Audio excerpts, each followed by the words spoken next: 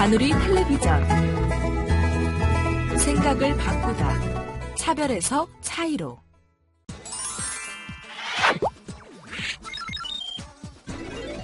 다누리 텔레비전. 여러분 안녕하세요. 다누리 텔레비전에 오신 것을 환영합니다. 오늘은 생각을 바꾸다. 차별에서 차이로에 대한 주제로 이야기를 나눠보겠습니다. 먼저 강사님을 모셔볼까요?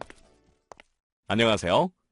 오늘은 소수자를 위한 배려의 필요성과 차별과 차이의 문제에 대해 알아보고 다문화 사회에서 우리는 어떠한 자세와 역할을 가져야 할지에 대해 이야기 나눠보도록 할게요.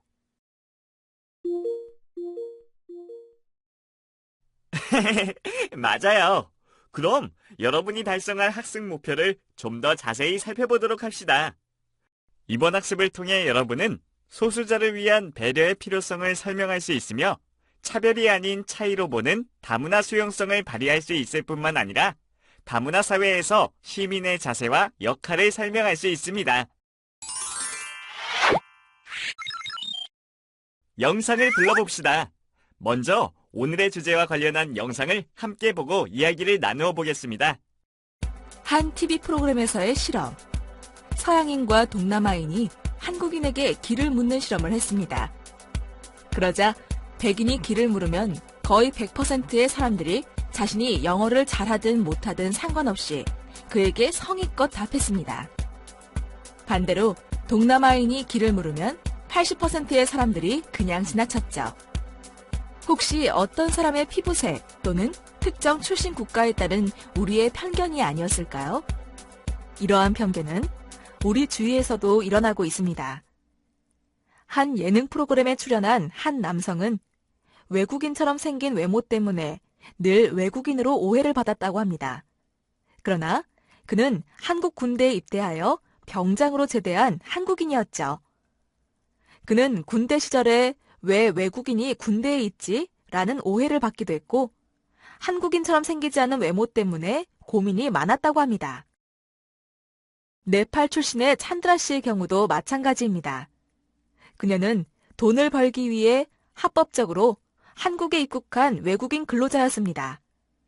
그러던 어느 날 분식집에서 식사를 하고 나오는데 깜빡 잊고 지갑을 놓고 온 것을 깨달았죠. 하지만 한국어에 서툰 그녀를 무전 취식한 행여병자로 오해한 사람들 때문에 그녀는 6년이 넘는 시간 동안 정신병원에 갇혀 지내야만 했습니다. 찬드라 씨의 외모는 우리의 농촌에서 만날 수 있는 평범한 아주머니와 같은 인상이었거든요. 부당하고 때로는 황당한 사건들은 한국 사람들이 갖는 외모에 대한 편견을 단적으로 보여주고 있습니다.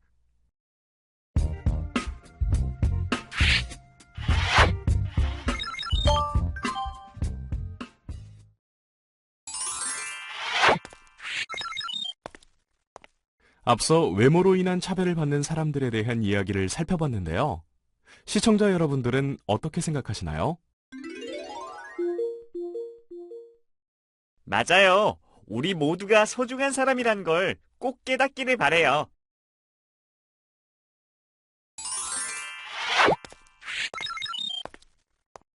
혹시 역사적으로 소수자가 겪었던 어려움들에는 어떤 것이 있었는지 알고 계신가요?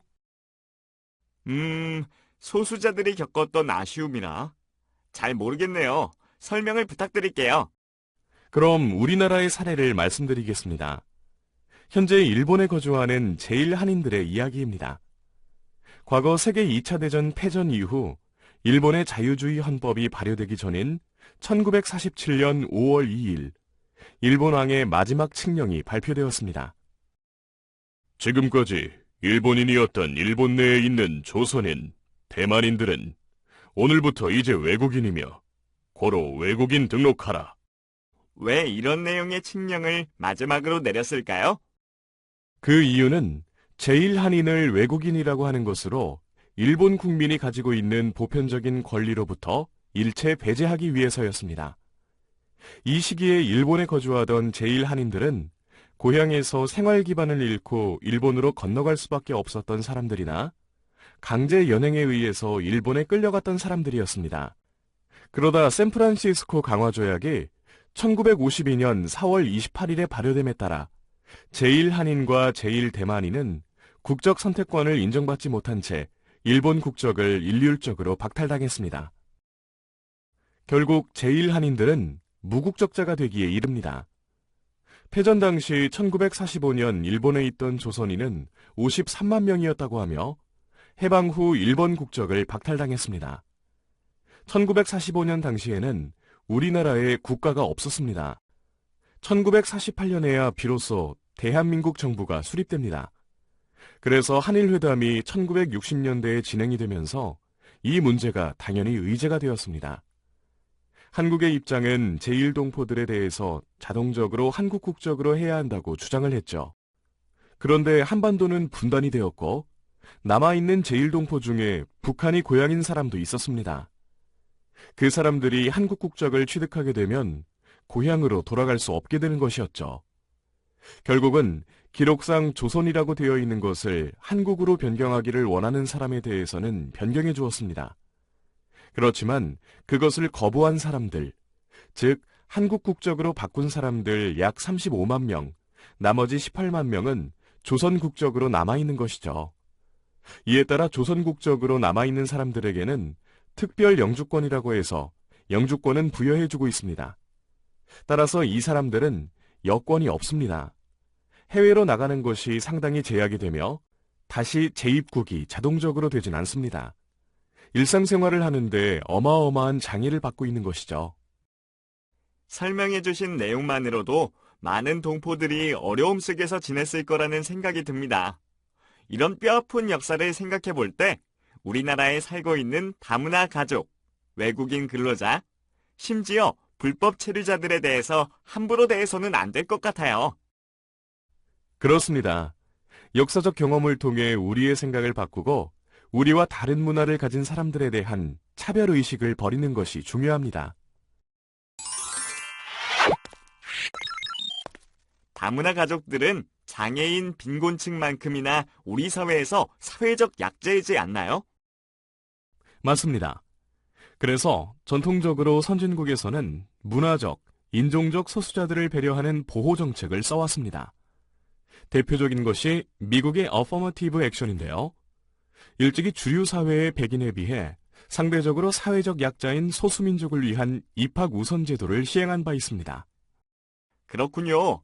다문화 가족들이 언어와 문화적 차이로 인해서 또 다른 약자로 인정받고 있으며 기회의 평등을 위해 국가적 배려 차원에서 다문화 정책의 대상이 되고 있다는 것을 감안하면 일부에서 주장하는 납세와 병역 의무 등의 동등한 권리와 동등한 의무라는 원칙을 다문화 정책에만 적용하는 것은 논리적 설득력이 약하다고 할 수 있겠군요. 좋은 말씀이십니다. 그런 마음이 진정한 의미의 배려를 실천할 수 있는 지름길이라 할 수 있습니다.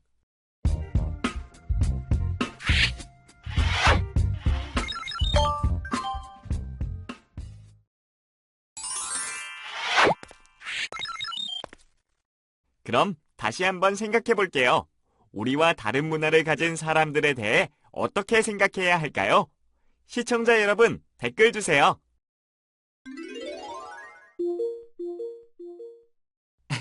맞아요. 각 나라마다 다른 문화는 차별의 대상이 아니라 오히려 그 차이만큼 인정과 긍정의 대상입니다. 그래서 제가 준비한 것이 있습니다. 5개 나라의 카드를 준비했는데요. 각 카드를 보시면 나라의 일상적 문화 차이를 확인할 수 있습니다. 먼저 베트남은 낮잠 습관, 게으른 것이 아니라고 하는 일상적 문화 차이가 있네요. 베트남은 더운 나라라서 낮잠을 자는 시간이 있대요. 그래서 점심시간도 보통 2시간 정도이고 식사 후 잠을 자는 게 건강에도 좋다고 인식되는 문화라고 하네요. 필리핀에서는 임신을 했을 때 사진을 찍지 않는다고 해요.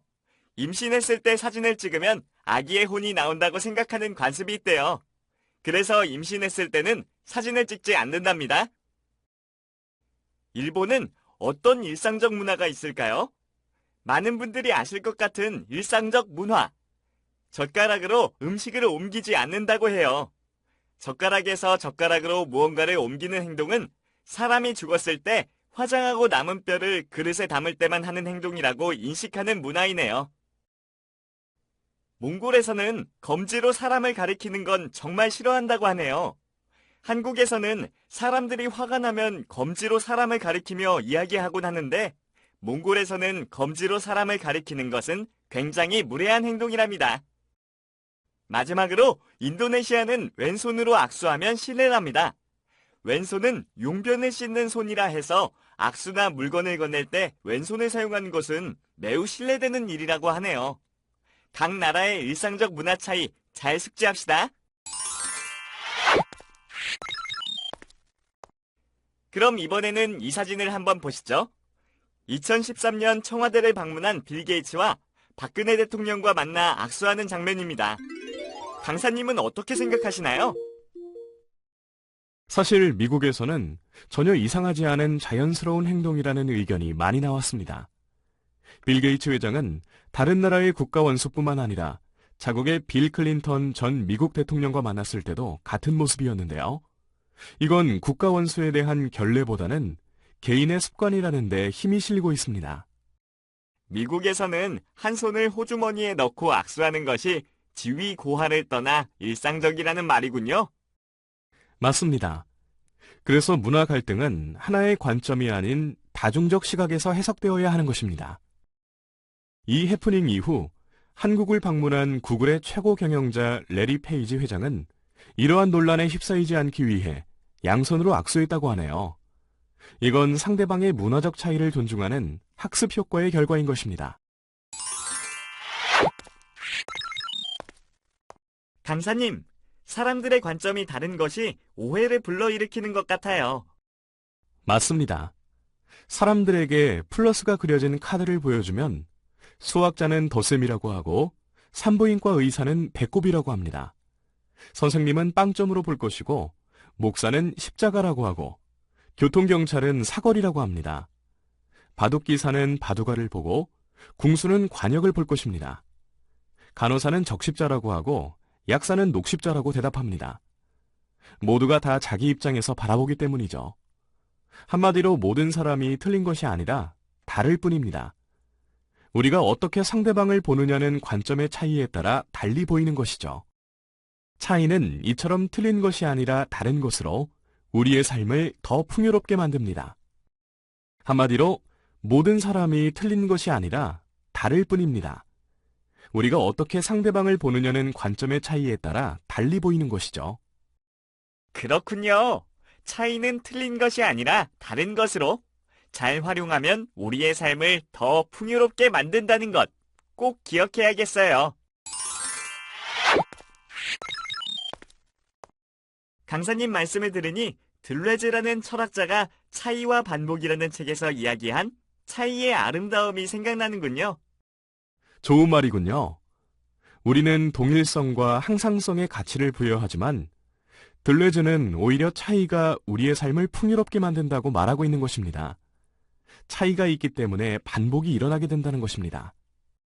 예를 들어 이렇게 생각해 볼 수 있겠어요. 어제의 나와 오늘의 나는 다릅니다. 나는 계속 과거부터 끊임없이 변하고 차이가 나서 오늘의 내가 된 것입니다.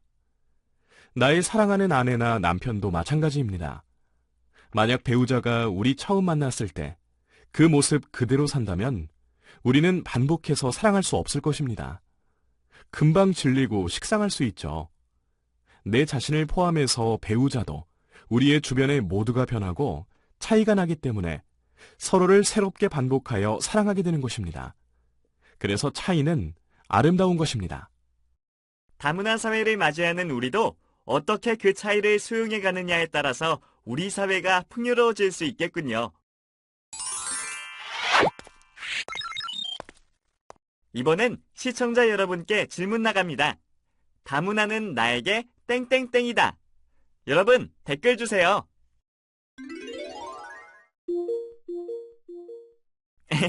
여러 의견들을 주셨군요. 강사님은 어떻게 생각하시나요? 저는 이렇게 대답하고 싶군요. 다문화는 나에게 지평선이다. 지평선이 있기에 사물이 구분되고 차이가 드러납니다. 지평선이 없다면 사물을 인식할 수 없듯이 차이가 없다면 우리는 드러나지 않겠죠.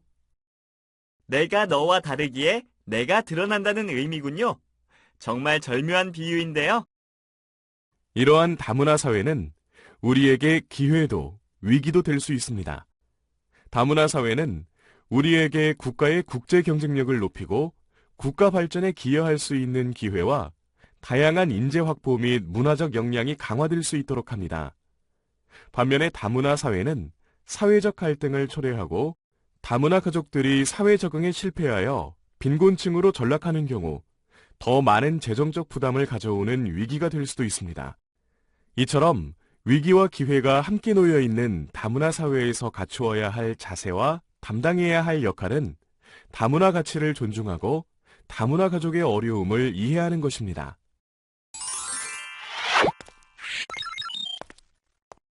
이번엔 우리 주변에서 흔히 볼 수 있는 꽃들을 살펴보겠습니다. 이 꽃은 흔히 보는 우리나라 토종꽃 민들레잖아요. 맞습니다. 그런데 흰색은 우리나라 꽃이지만 노랑 민들레는 원산지가 서양인 서양 민들레랍니다. 일종의 외래종인 셈이죠. 그리고 이 꽃은 아시는 것처럼 코스모스인데요. 코스모스 역시 멕시코가 원산지로 1910년 선교사에 의해 우리나라에 들어온 외래종 꽃입니다. 이 꽃은 봉숭아 꽃이네요. 어렸을 적 손톱 밑에 물들이던 기억이 새록새록 나네요. 그래서 우리나라 토종꽃으로 생각하기 쉽지만 복숭아꽃 역시 인도, 말레이시아가 원산지로 고려시대 이전에 들어온 꽃입니다. 설마 채송화는 우리나라 꽃이겠죠? 그렇지 않아요. 채송화 역시 브라질에서 18세기에 들어온 외래종입니다. 이처럼 우리나라 산하를 아름답게 물들이는 꽃들도 처음에는 외국에서 온 외래종이었지만 이제는 우리나라 꽃이 되었습니다. 그래도 우리는 이런 꽃들을 외래종 혹은 다문화 꽃이라고 부르지 않습니다. 비록 외국에서 왔지만 우리나라 산과 들에서 피고 자라기 때문에 우리는 그냥 우리나라 꽃이라고 부르는 겁니다. 이와 같이 다문화인들도 우리와 같이 삶을 살아가는 사람인 것입니다. 어찌 보면 우리도 상대적으로 보면 다문화인일 수 있기에 다문화라는 이름을 차별적으로 수용하기보다는 한 인간 존재, 사람으로 이해하고 받아들이는 것이야말로 다문화 가치를 존중하는 태도일 것입니다. 따라서 다문화 가치를 존중하는 친다문화적 시민이 된다는 것은 우리 모두가 다문화인이 되는 것이라고 생각합니다. 그렇습니다. 다문화 가족들에게 우리의 빈 어깨를 내어주고 함께 기대어 서로 한 사람이 되어가는 것. 그것이야말로 다문화 사회를 살아가는 진정한 가치가 아닐까요?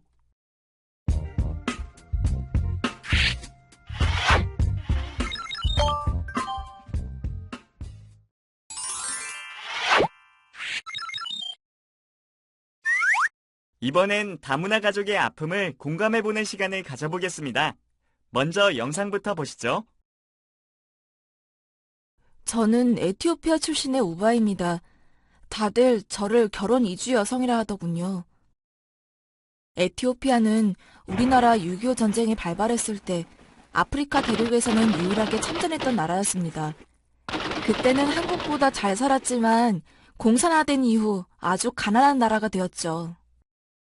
그곳에서 여행을 온 남편을 만나 첫눈에 사랑에 빠졌고 시댁의 반대를 극복하고 낯선 땅 한국으로 시집을 왔습니다. 벌써 결혼 5년차가 되었네요.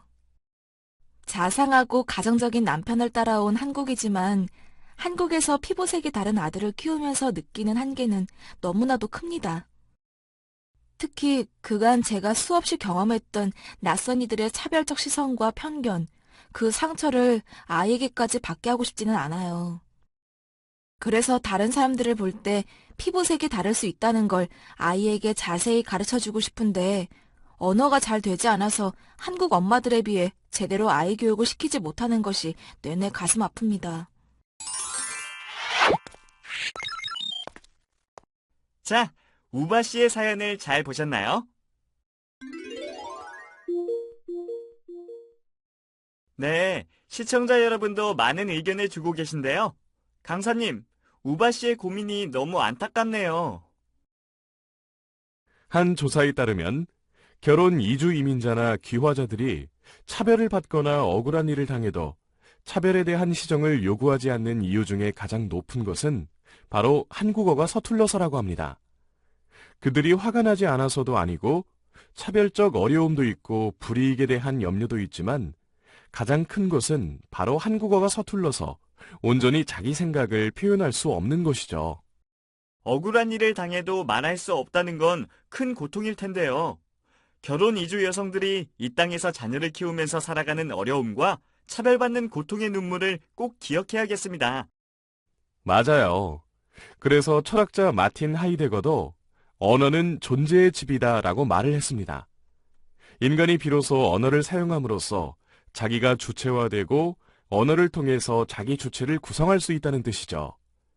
아무리 고통스러워도 말을 하지 못하고 자기를 드러내지 못하는 이민자의 고통은 바로 자기가 한 인간으로서 인정받지 못한다는 것입니다. 이 땅에서 자기 언어를 가지고 자기를 표현할 수 없다는 것은 결국 이 땅에 살면서 주인으로 살 수 없다는 것입니다. 그들의 아픔이 바로 여기에 있습니다. 이처럼 우리들은 인간에 대한 깊은 이해와 성찰을 가지고 다문화 가족들의 아픔을 헤아리려는 자세가 필요한 것입니다. 사투리도 소통이 힘든데 심지어 다른 나라에 와서 살아가지만 언어를 사용할 수 없는 이민자들의 어려움은 얼마나 클까요? 게다가 안타깝게도 다문화 가정의 6세 자녀들 중 18%가 언어장애 수준으로 언어 발달이 늦다고 합니다. 아마도 한국어를 모국어로 쓰지 못하는 엄마에게서 아이들이 한국어를 제대로 배울 수 없기 때문에 겪는 아픔 때문이 아닐까요? 맞아요. 말하지 못해서 고통이 생기고 말하지 못하여 상처가 생기는 것이죠. 그렇다면 다문화 사회에서 함께 살아가기 위해 우리는 어떤 자세를 가져야 할까요? 상담 치료 분야에서 이야기 치료의 개척자로 알려진 마이클 화이트는 이렇게 말했습니다. 말을 한다는 것은 곧 치료를 의미한다. 역설적으로 이것은 말을 하지 못하기에 도저히 치료할 수 없는 다문화 가족, 이민자들의 어려움을 극명하게 표현하는 말일 것입니다. 공동체는 기억을 통해서 만들어집니다. 즉, 어떻게 다문화 가족들과 우리 사회가 하나의 공동체를 이뤄갈 수 있을지를 고민해야 합니다. 그것은 다문화 가족의 어려움을 이해하는 데서 출발합니다. 모국의 가족을 두고 이 땅에 와서 누군가의 아내와 엄마로, 남편과 아빠로 살아가는 결혼 이민자들에 대한 고마움, 그리고 3D 업종, 힘든 노동 현장에서 고생하며 우리 사회, 경제에 기여하면서 겪는 외국인 근로자들의 고통을 함께 기억하는 것입니다. 그래서 기억이란 영어 단어가 리 플러스 멤버인지도 모릅니다. 우리가 다문화와 한 공동체, 하나의 멤버가 되는 것은 서로의 고마움과 아픔에 대한 기억을 통해서만 가능하기 때문입니다. 일반적으로 다문화를 가리켜 레인보우에 비유합니다. 여러 가지 색깔이 하나가 되어 무지개를 만들고 그것은 많은 사람의 희망이 되기 때문인데요. 한자로 써보면 레인보우는 내게 찾아온 보배 같은 친구라는 뜻입니다. 우리에게 찾아온 사람들은 서로에게 희망의 무지개가 될 수 있습니다. 다문화 가족들에게 우리는 보배 같은 친구가 될 수 있고 반대로 그들도 우리에게 보배로운 존재가 될 수 있습니다.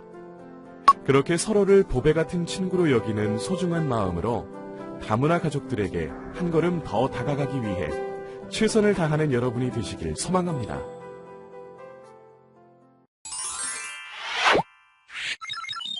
시청자 추천 시간입니다. 시청자 여러분이 가장 많이 추천해주신 오늘의 도서나 영화를 소개할게요. 바로 다문화 도서 연두와 밀로입니다.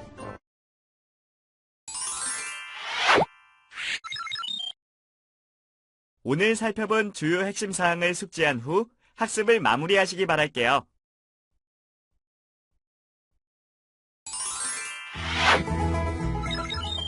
다누리 텔레비전. 오늘은 생각을 바꾸다 차별에서 차이로에 대해 이야기 나눠보았는데요. 아쉽게도 오늘 방송은 여기까지입니다.